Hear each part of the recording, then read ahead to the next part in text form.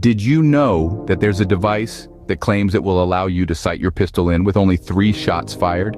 Believe it or not, we confirmed this device really does work. But before we dig into the review of the device, let's set the context with a discussion on why sighting a pistol red dot in is difficult for new shooters. When you're new to shooting, you likely will be shooting off of center.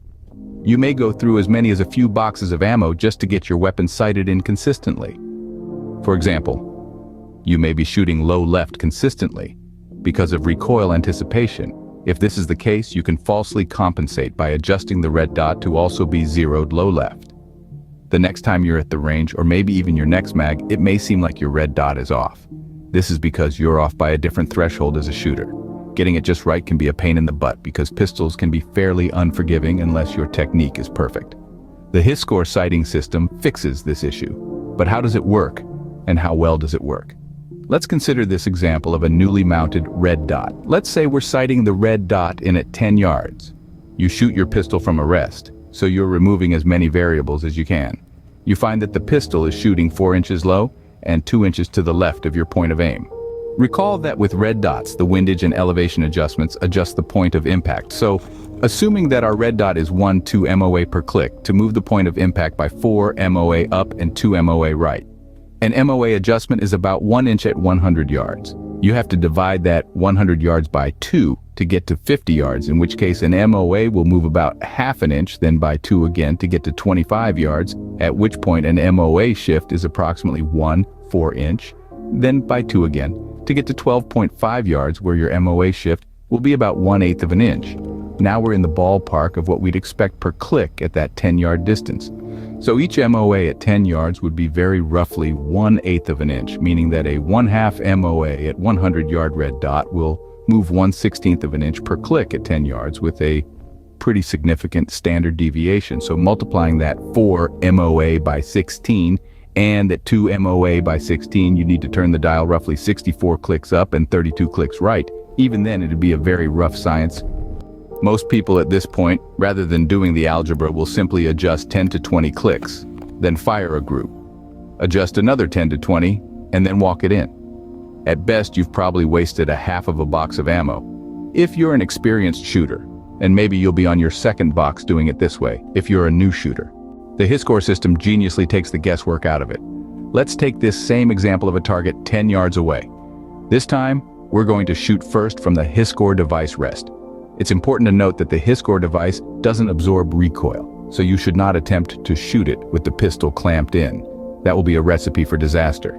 Instead, we'll adjust the V-shaped rest, resting the front of our pistol's frame against the V-notch of the Hyskore device, but still bracing the pistol in our hands. Aiming for a point on the dead center of our target, we'll shoot a group as tight as we possibly can. To do this well, it's a good idea to stabilize the pistol as much as possible.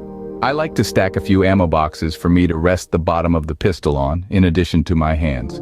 My support hand will grip the weapon tightly, and I'll focus my right hand on only pulling the trigger smoothly. Let the recoil do what it's going to do. We don't care about recoil control here. We care about single-shot accuracy.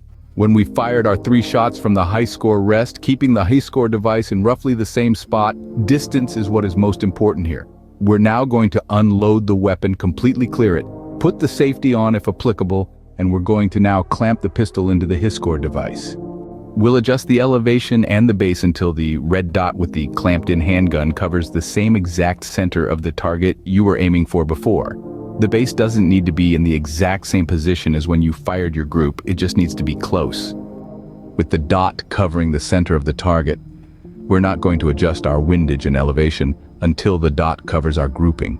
If you think about the simple logic here, you were aiming from a rest, in roughly the same position as the clamped handgun at the center of the target, but it grouped somewhere else on the target.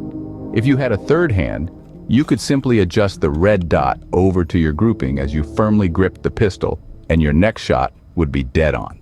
That is essentially what you're doing, except you're letting the Hyskore device be your extra set of hands.